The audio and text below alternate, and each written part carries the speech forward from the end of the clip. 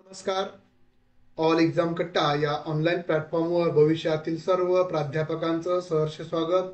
मित्रांनो, आपण set net परीक्षा पेपर क्रमांक 2 शिक्षणशास्त्र या विषयासंदर्भात चर्चा करत आहोत. तर या विषयामध्ये एकूण 10 घटक आहेत. त्यामधील जो पहिला घटक आहे शैक्षणिक अभ्यास, ज्याला आपण एज्युकेशनल स्टडी, याच्यावर आपण चर्चा करत होतो. आपल्या सर्वांना माहित आहे. तर यामध्ये 4 मुख्य घटक आहेत, उपमुद्दे आहेत. पहिला मुद्दा आहे शिक्षणासंबंधी भारतीय तत्वज्ञानाचे योगदान. दुसरा मुद्दा आहे शिक्षणासंबंधी पाश्चात्य विचारधारेचे योगदान. तिसरा मुद्दा आहे शिक्षणाचा समाजशास्त्रीय आधार. चौथा मुद्दा आहे सामाजिकरण आणि शिक्षण. या 4 मुद्द्यांवर आपल्याला एकंदरीत 10 प्रश्न, जे तुम्हाला सेटनेट परीक्षेमध्ये 20 गुणांसाठी, म्हणजे प्रत्येक प्रश्न हा 2 गुणांसाठी असतो, विचारले जाणार आहे.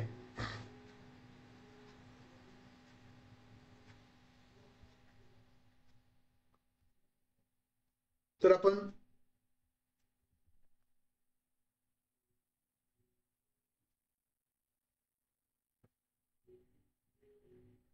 जर पाहिलं तर यामधील आपला पहिला मुद्दा आपण चर्चेला सुरुवात केली होती.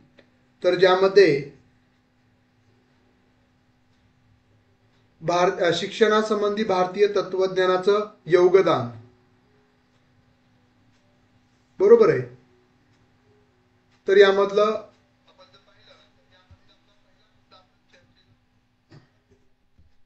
या सर्व बाबी आपण कालच्या लेक्चरमध्ये पाहिलं होतं. जे सेटनेट एक्झाम पेपर 1 आणि पेपर 2 नवीन बॅच जे आपण सुरू करत आहोत केले आहे, ज्यामध्ये 2 वर्षाची व्हॅलिडिटी ॲपच्या माध्यमातून असणार आहे. लाईव्ह स्वरूपात ही बॅच आहे, रेकॉर्डेड आणि लाईव्ह मध्ये हे सर्व मिळणार आहे. संपर्क क्रमांक दिलेला आहे 9689047738. आपण दुसऱ्या मुद्द्यांवर, पहिला मुद्दा आपण कालच चर्चेला आहे, दुसऱ्या मुद्द्यांवर आपण चर्चा करत होतो. तर बघा, शिक्षणासंबंधी भारतीय तत्वज्ञानाचे योगदान, contribution of Indian philosophy of education. बघा, भारतीय तत्वज्ञान, इंडियन फिलॉसॉफी हे शिक्षणाच्या गाभ्याशी संबंधित आहे. प्राचीन भारतात शिक्षण म्हणजे व्यक्तिमत्व, पर्सनॅलिटी डेव्हलपमेंट, नैतिकता, मॉरलिटी. बघा, आपल्या पूर्वजांनी आपल्याला ते शिकवलं. नैतिक शिक्षण दिलं. त्यानंतर आध्यात्मिक, त्यानंतर ज्ञान संपादन करणं, त्यानंतर याचा समन्वय होता. म्हणजे प्राचीन शिक्षणामध्ये, भारतीय तत्वज्ञानाच्या विविध विचार प्रवाहांनी शिक्षणाची उद्दिष्ट्य, शिक्षणाची पद्धती आणि तत्वे ठरवण्यात महत्वाची भूमिका बजावलेली आहे. तर त्यामध्ये आपण जर विचार केला तर भारतीय तत्वज्ञानातील प्रमुख विचार प्रवाह, major schools of Indian philosophy, तर यामध्ये वेदांत, आपल्या सर्वांना माहिती वेदांत, ज्यामध्ये आत्मा आणि ब्रह्म याचे एकत्व हे शिक्षणाचे अंतिम ध्येय किंवा उद्दिष्ट सांगितलेलं आहे. बघा, वेदामध्ये सांगितलंय आत्मसाक्षात्कार किंवा आपल्या स्वतःच्या आत्म्याला स्वतः ओळखणं हेच मूळ म्हणजे शिक्षणाचं ध्येय असावं. तर शिक्षणाद्वारे व्यक्तीचा ओळख, म्हणजे स्वतःची ओळख व्हावी, ज्याला आपण आत्मसाक्षात्कार म्हणतो, प्राप्त होणं आवश्यक आहे. हे शिक्षणाचं ध्येय वेदामध्ये सांगितलेलं आहे. उदाहरणार्थ, अद्वैतवाद आत्मज्ञानावर भर देतो. म्हणजे आत्मा म्हणजे स्वतःला स्वतः ओळखणं, ज्याला आपण आत्मसाक्षात्कार म्हणतो, ते वेदामध्ये सांगितलेलं आहे. तर पुढे बौद्ध तत्वज्ञानामध्ये शिक्षणाबद्दल काय सांगितलेलं आहे, बुद्धिझम अँड फिलॉसॉफी. तर शिक्षणाचे उद्दिष्ट म्हणजे अष्टांग मार्ग त्यांनी स्वीकारून त्यामध्ये ज्ञान, नैतिकता आणि अध्यात्म याचा समतोल राखणे हा शिक्षणाचा महत्वाचा उद्देश त्यांनी सांगितलेला आहे. उदाहरणार्थ, बौद्ध शिक्षण प्रणालीत बौद्ध विहार महत्वाचे आहेत. म्हणजे बौद्ध विहारामध्ये जाऊन शिक्षण घेतलं जावं अष्टांग मार्गाचं. त्यानंतर जैन तत्वज्ञानामध्ये सांगितलेला आहे शिक्षणाचा उद्देश हा अहिंसा, सत्य, संयम शिकवणे होय. म्हणजे शिक्षणाचा उद्देश काय आहे जैन तत्वज्ञानानुसार, तर अहिंसा, सत्य आणि संयम याची शिकवण देणं हा महत्वाचा उद्देश सांगितलेला आहे. आणि जैन पद्धतीमध्ये उदाहरणार्थ जैन गुरुकुलामध्ये नैतिक शिक्षणावर भर दिलेला आहे. त्यानंतरचं जे योगदान आहे योग तत्वज्ञान योगा.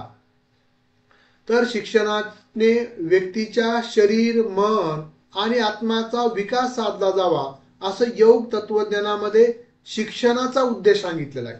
का शिकायचंय तर शरीर आणि मन आणि आत्मा हे तिघांचं एकत्रीकरण करता यावं, तिघांचा विकास करता यावा यासाठी शिक्षण दिलं जावं असं योग तत्वज्ञान सांगतंय.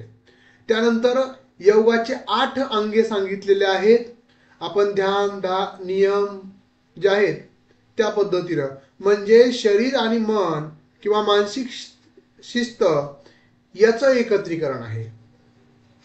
नियम योगा त्यामध्ये समावेश होतो. उदाहरणार्थ मेडिटेशन ध्यान नियम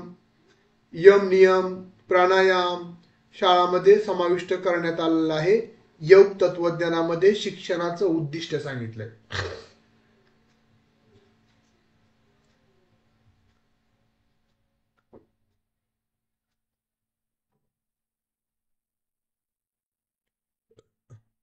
त्यानंतर न्याय आणि वैश्विक.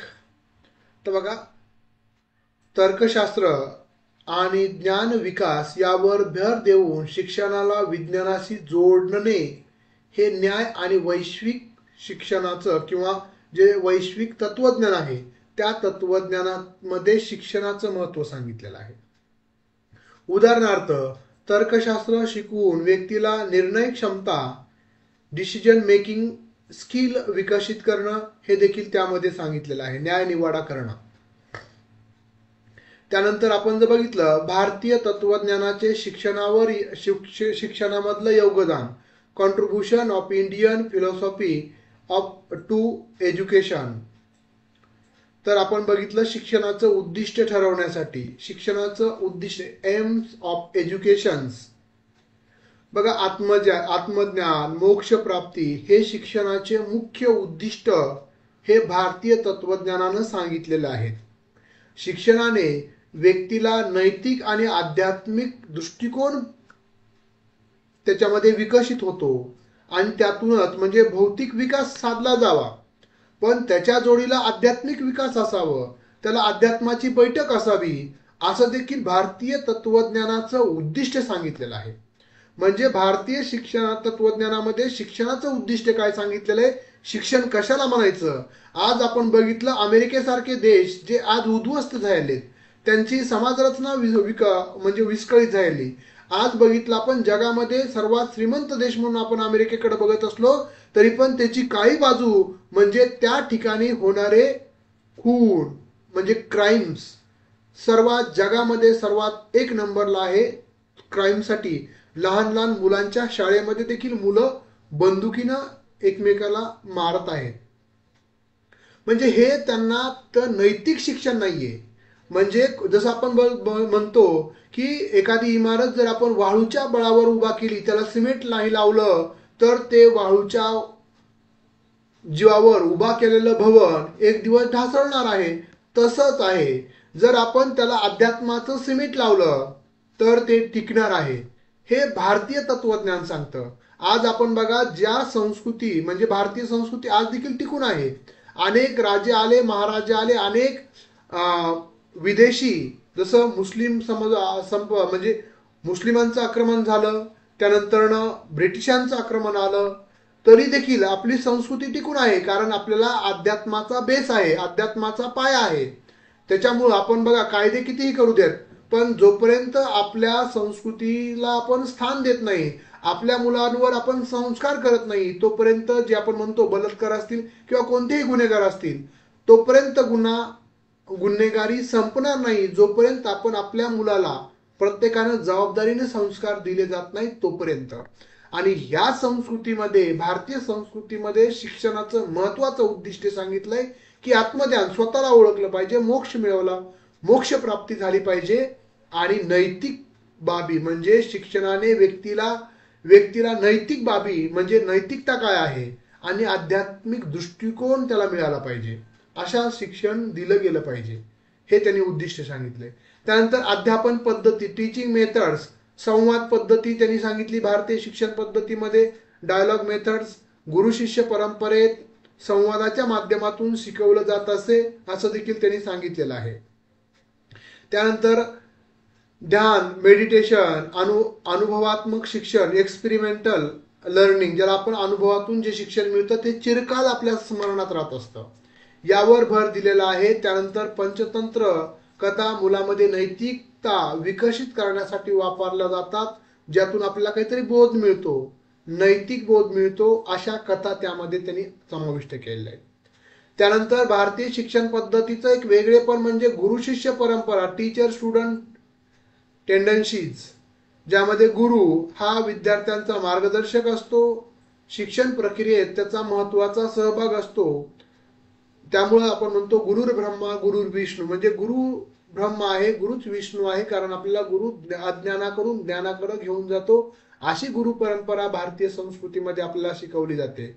शिक्षण हे गुरु शिष्य संवादाद्वारे आणि अनुभवाद्वारे दिलं जातं. म्हणजे संवाद म्हणजे तुमचे प्रश्न माझे उत्तर, अशा पद्धतीनं आणि अनुभवाच्या माध्यमातून शिक्षण दिलं जात असतं. त्यानंतर चौथा मुद्दा आहे शिक्षणाची मूल्य, व्हॅल्यूज इन एज्युकेशन. भारतीय शिक्षण तत्वज्ञानाने सत्य, अहिंसा, प्रेम आणि संयम यासारख्या मूल्यावर भर दिलेला आहे. म्हणजे जी आपली शिक्षणाची जी व्यवस्था आहे, जे बेस आहे, त्या 10 नैतिक मूल्य आपल्याला सांगितलेले आहेत. बघा, आपल्या शिक्षण व्यवस्थेमध्ये प्रत्येक अभ्यासक्रमाच्या निर्मितीमध्ये हे 10 गाभूत घटक आणि 10 नैतिक मूल्यांचा समावेश असतो. त्याच्यावरून आपली शिक्षण पद्धती विकसित होत असते. बरोबर आहे. तर आध्यात्मिक शिक्षण, तर बघा, भारतीय तत्वज्ञानानुसार शिक्षण हे फक्त शारीरिक किंवा मानसिक विकासासाठी नसून आध्यात्मिक विकासासाठीही असले पाहिजे. जसं भगवद्गीतेतून कर्मयोग शिकवला जातो, म्हणजे आपलं कर्म, पथ ऑफ ऍक्शन ज्याला आपण म्हणतो कर्मयोग, म्हणजे आपण कर्म हेच आपला योग आहे, हेच आपलं कर्तव्य आहे. त्यानंतर 6वा मुद्दा आहे वैयक्तिक आणि सामाजिक विकास, इंडिव्हिज्युअल अँड सोशल डेव्हलपमेंट. ही खूप महत्वाची असते. व्यक्तीचं व्यक्तिमत्व, व्यक्तीचा कल्याण होण्यासाठी आणि समाजाचे कल्याण, म्हणजे व्यक्तीचं कल्याण झालं तर समाजाचं कल्याण होईल, समाजाचं कल्याण झालं तर विश्वाचं कल्याण होईल. अशी विश्व भावना, विश्व विकासाची, विश्व कल्याणाची भावना भारतीय शिक्षण पद्धतीमध्ये प्राचीन काळापासून रुजवलेली आहे. अहिंसा हे तत्व आपल्या शिक्षणामध्ये सांगितलेलं आहे. त्यानंतर व्यापक दृष्टिकोन, होलिस्टिक अप्रोच.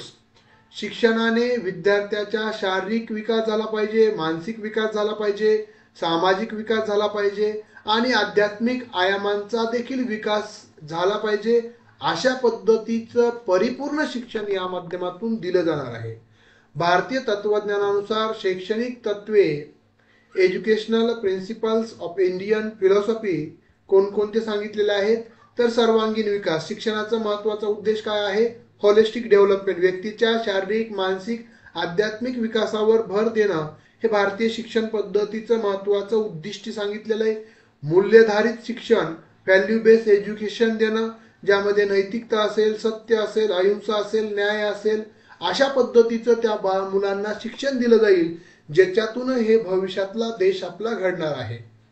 तिसरं महत्वाचं उद्दिष्ट सांगितलंय अनुभवातून शिक्षण, लर्निंग थ्रू एक्सपिरियन्स, म्हणजे त्यांना एक्सपिरियन्स मधून त्यांना शिकवलं जावं.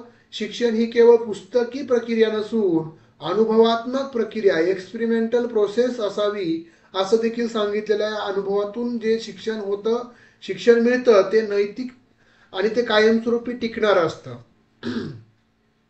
त्यानंतर स्वतंत्र विचार, इंडिपेंडंट थिंकिंग डेव्हलप होत असते. शिक्षणाने व्यक्तीचा स्वतंत्र विचार करण्याची, निर्णय घेण्याची क्षमता त्या मुलामध्ये विकसित होत असते.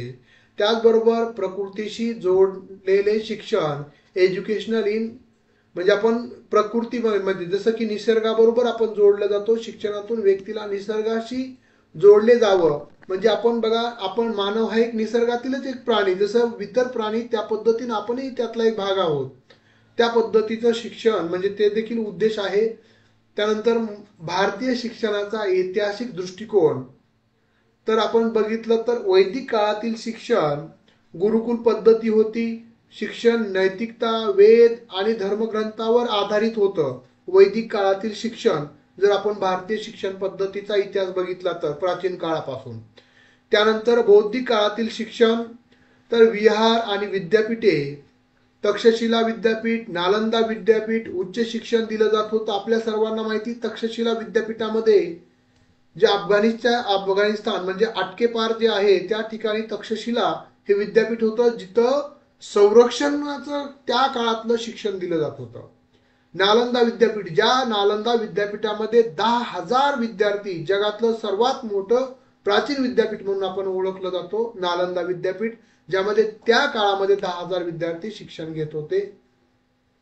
त्यानंतर आधुनिक माध्यमिक शिक्षण, मध्ययुगीन शिक्षण, इस्लामिक शिक्षण प्रणाली, ज्यामध्ये तत्वज्ञान, विज्ञान आणि गणित शिकवले जात होते. त्यानंतर आधुनिक काळातील शिक्षण, मॉडर्न एज्युकेशन, ज्यामध्ये महात्मा गांधी, रवींद्रनाथ टागोर, स्वामी विवेकानंद यांनी शिक्षणातील भारतीय तत्वज्ञानावर भर दिला.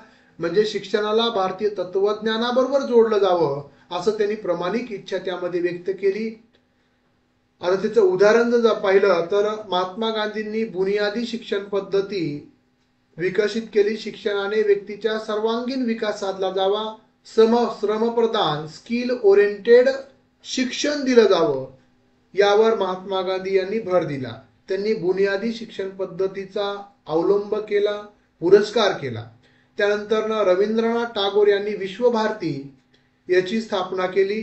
यातून शिक्षणात निसर्ग आणि कलांचे समावेश, ज्या 84 कला आहेत त्या कलांचा समावेश आणि निसर्गाच्या सानिध्यामध्ये शिक्षण दिलं जावं असं प्रामाणिक मत कुणी मांडलं? रवींद्रनाथ टागोर यांनी मांडलं. त्यानंतर स्वामी विवेकानंद यांचे विचार, शिक्षणाने व्यक्ती हा सेल्फ म्हणजे आत्मनिर्भर बनतो, नैतिकदृष्ट्या सबळ बनतो असं, किंवा शिक्षण हे आत्माविष्काराचं साधन आहे असं देखील स्वामी विवेकानंदांनी सांगितलेलं आहे. अशा पद्धतीनं भारतीय तत्वज्ञान शिक्षणाला एक व्यापक नैतिक आधार देते.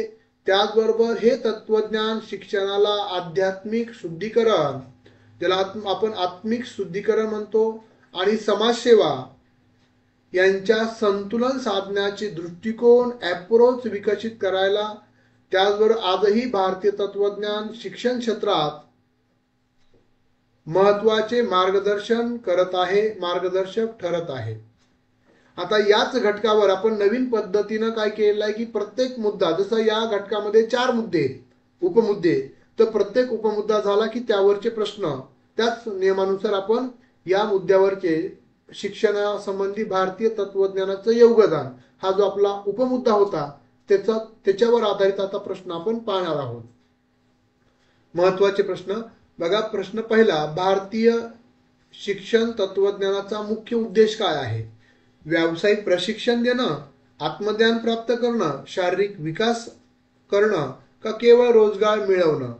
योग्य उत्तर काय आहे? चला उत्तर नोंदवायचं आहे. राजसर,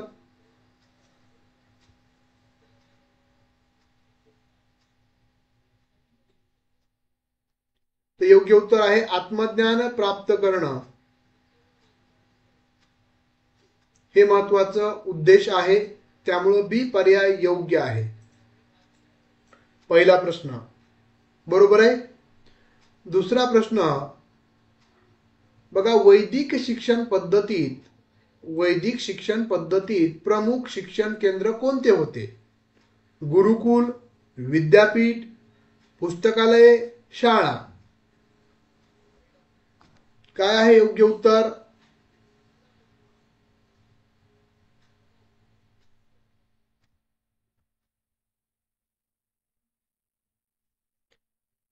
बघा, वैदिक शिक्षण पद्धतीत प्रमुख शिक्षण केंद्रे कोणती होती? तर वैदिक शिक्षण पद्धतीमध्ये गुरुकुल ही शिक्षणाची महत्वाची केंद्र होते. गुरुकुल पद्धती वैदिक कालखंडामध्ये विकसित झालेली आहे आणि त्यावेळेस शिक्षण हे गुरुकुल पद्धतीनं गुरुच्या घरी जाऊन शिक्षण दिलं जात होतं. त्यामुळे योग्य पर्याय आहे पर्याय क्रमांक ए. त्यानंतर पुढचा तिसरा प्रश्न आहे, भगवद्गीतेनुसार शिक्षणाचा मुख्य उद्देश काय आहे? शिक्षणातून काय दिलं जावं असं भगवद्गीतेमध्ये सांगितलेलं आहे. त्यांना काय अपेक्षित आहे? निस्वार्थ कर्म शिकवणे, धर्मप्रचार, सामाजिक भेदाभेद निर्माण करणे, आर्थिक विकास साधणे. योग्य उत्तर काय आहे? निस्वार्थ कर्म योग शिकवणं. आपल्याला काय शिकवलंय भगवद्गीतेनं? निष्काम कर्मयोग, कर्माची अपेक्षा न करता कर्म करणं. धर्मप्रसार नाही, धर्म म्हणजे आचार पद्धती, कोणता धर्म नाही. त्यानंतर सामाजिक भेदभाव निर्माण करणं नाहीये, हा तर उद्देशच नाही. आर्थिक विकासाचा पण काही संबंध नाही.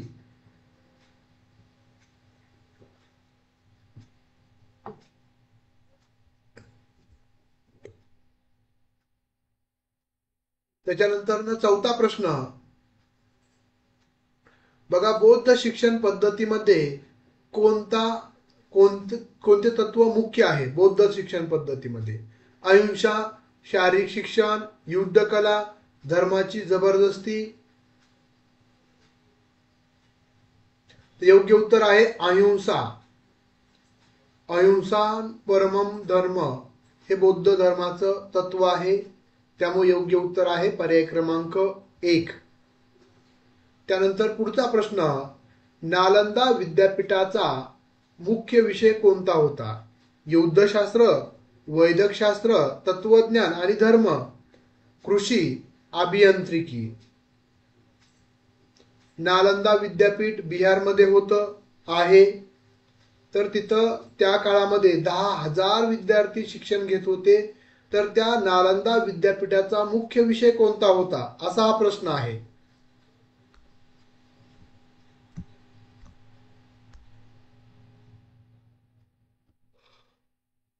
तक्षशिला विद्यापीठामध्ये युद्धशास्त्र शिकवलं जात होतं, यामध्ये काही दुमत नाहीये. त्यामुळं हे पर्याय तर नसणार आहे. नालंदा विद्यापीठात मुख्य विषय होता वैद्यकशास्त्र, तत्वज्ञान आणि धर्म म्हणजे आचार पद्धती. धर्म म्हणजे आचार पद्धती त्यांना अपेक्षित होतं. पर्याय क्रमांक बी.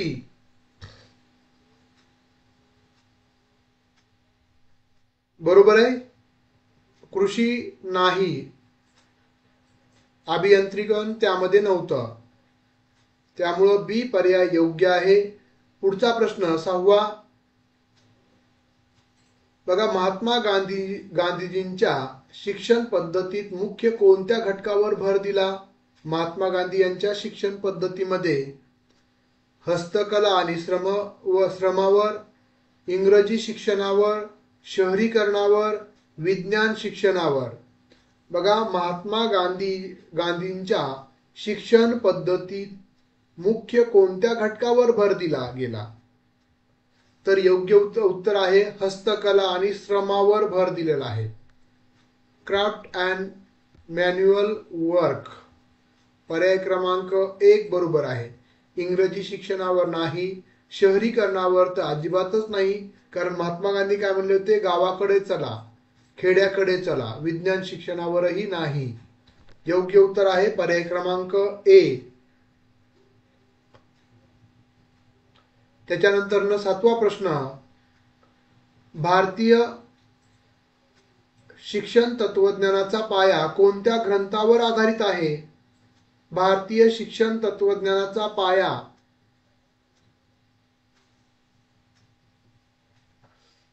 राजसर अगदी बरोबर आहे. पुढचा प्रश्न 7वा, भारतीय शिक्षण तत्वज्ञानाचा पाया कोणत्या ग्रंथावर आधारित आहे? योग्य उत्तर आहे उपनिषद, वेद आणि भगवद्गीता यांच्यावर आधारित आहे भारतीय शिक्षण पद्धतीचा पाया. न की बायबल, कुराण, न की आधुनिक ग्रंथ, न की विज्ञान आणि पुस्तके.